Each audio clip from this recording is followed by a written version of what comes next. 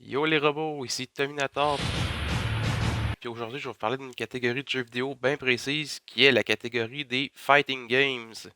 Les Fighting Games, on peut les splitter en deux catégories bien précises qui vont être les jeux de combat puis les beat 'em all. Fait qu'on va commencer par les Combat Games. Les Combat Games, eux autres, ils impliquent deux ou plusieurs combattants qui vont être pris dans une arène fermée. La majorité du temps, les matchs des jeux de combat, dans le fond, ils vont être divisés en rounds qui vont être, eux, limités dans le temps. Puis le joueur qui va avoir gagné le plus de rounds va gagner la partie. Ces jeux-là, on les a souvent vus en 2 puis en 2.5D au début, ce qui faisait qu'on pouvait leur donner du style graphique un peu style pixel art. Puis aujourd'hui, on les voit plus souvent qu'autre chose en 3D. Puis c'est ça qui a fait varier un peu leur style graphique puis leur gameplay parce qu'en 3D, à cette heure, on pouvait rendre l'arène sur 360 degrés dans le fond, fait que les combattants pouvaient virer autour de l'arène au lieu d'être fixés sur une ligne linéaire. Une autre particularité des jeux de combat, ça va être que chacun des personnages va avoir des coups spéciaux puis des finishims qui vont être uniques à chacun des personnages. Puis il y a certains jeux qui vont laisser les personnages aussi utiliser des armes, amener un gameplay différent en donnant plus de portée au coup des combattants. Fait que ça va changer un peu le combat, étant donné que les combattants vont pouvoir se taper de plus loin à cause des armes. Pour vous donner des exemples de finishim, on va surtout parler des Mortal Kombat.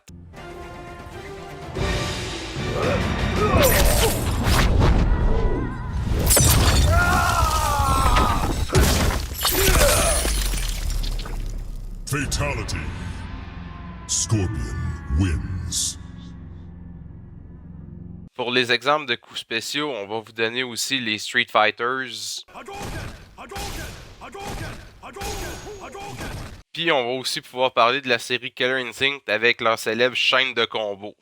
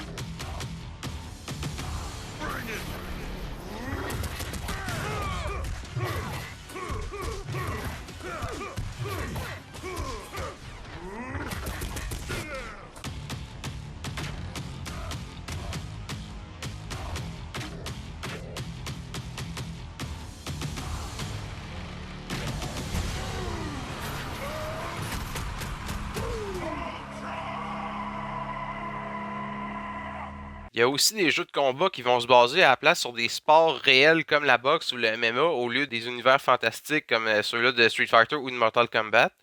Ceux-là, ils vont aller chercher plus sur les gens qui veulent du réalisme dans le gameplay des jeux.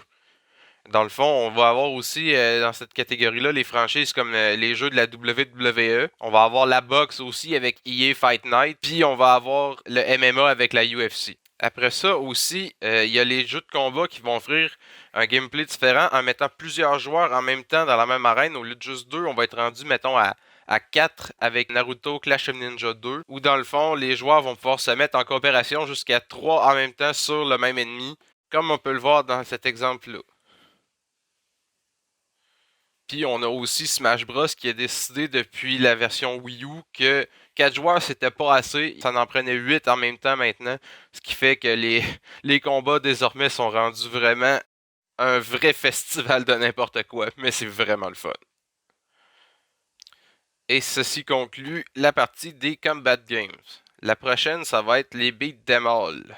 Ok, fait que les Beat 'em all, eux autres, ils vont impliquer un ou deux joueurs en coopération à un nombre important d'ennemis. Au lieu d'une arène de style ring de boxe qui va être fermée, les joueurs, eux autres, ils vont avancer dans un niveau linéaire, ce coup-là, qui va être soit en 2, 2.5 ou 3D, puis qui va se bloquer à la minute que les ennemis vont commencer à arriver, puis qui va se débloquer à la minute que les ennemis vont tout être battus. Les joueurs dans ces jeux-là, ils vont se battre soit à main nue ou avec des armes puis des coups spéciaux qui vont revenir encore une fois. On va retrouver souvent aussi, à la fin du niveau, un boss de fin de niveau, dans le fond, qui va être plus dur à battre que les ennemis de base qu'on vous avait rencontrés dans tout le reste du niveau. Si on veut des exemples de bons beat'em all classiques, on va parler de la série des Double Dragons.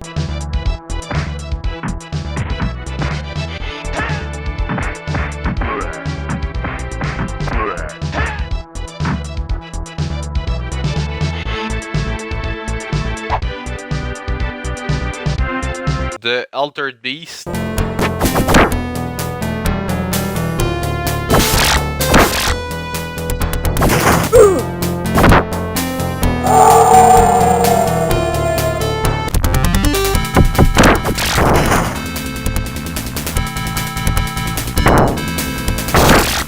Puis la série des Street of Rage.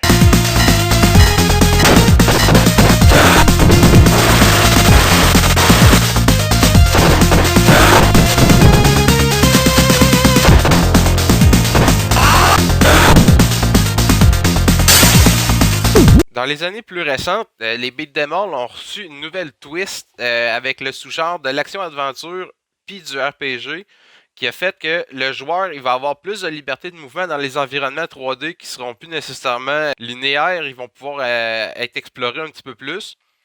Puis ça va aussi donner la possibilité d'avoir des compétences que le joueur va débloquer au fur et à mesure qu'il va jouer avec l'expérience qu'il va ramasser ou qu'il va obtenir à certains moments clés de l'histoire quand il va faire la campagne du jeu. Dans ce style de jeu-là, action-aventure ou RPG, on va pouvoir nommer des franchises comme Bayonetta,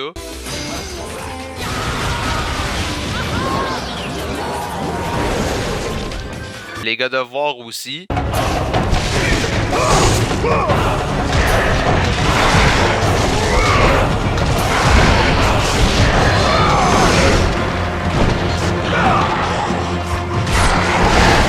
la série de Star Wars The Force Unleashed,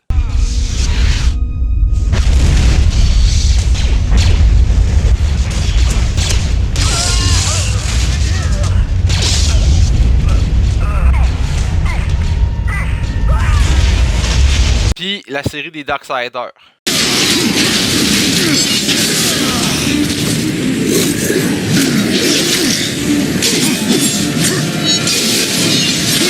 Bon, fait que avec tout ça, la vidéo elle va être finie pour aujourd'hui. Si ça t'a plu, n'hésite pas à aimer la vidéo puis à t'abonner. Puis on se revoit une autre fois sur le réseau de Skynet.